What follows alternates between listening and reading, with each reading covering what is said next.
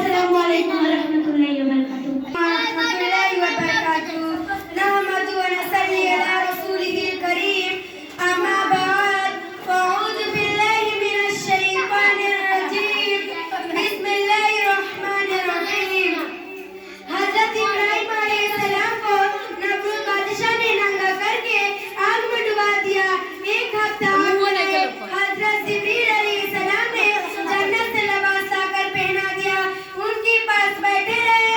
अल्लाह ने आग को ठंडी हो जाने का हुक्म फरमाया। हज़रत इब्राहीम अलैहिस्सलाम एक हफ्ता आग में रहे। जरा बराबर तकलीफ नहीं हुई। क़यामत के दिन सबसे पहले उन्हीं को कपड़ा पहनाया जाएगा। हज़रत यूसुफ अलैहिस्सलाम को बचपन में ही उनके भाई ने अंधे कुएं में डाल दिया।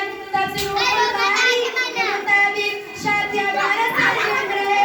उसके बाद अल्लाह ताला ने उन्हें मिस्र का बादशाह बना दिया। उनके वालिद हज़रत याकूब अलैहिस्सलाम रोते रोते अंधे हो गए थे, जबकि वालिद साहब खुद नबी है, लेकिन अल्लाह ताला ने बेटे का पता नहीं बताया। बच्चा पढ़ने के बाद हज़रत यूसुफ अलैहिस्सलाम ने अपना कुर्ता भेजा।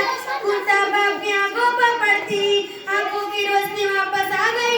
फिर मिस्र में पूरा खानदान आकर बस गया।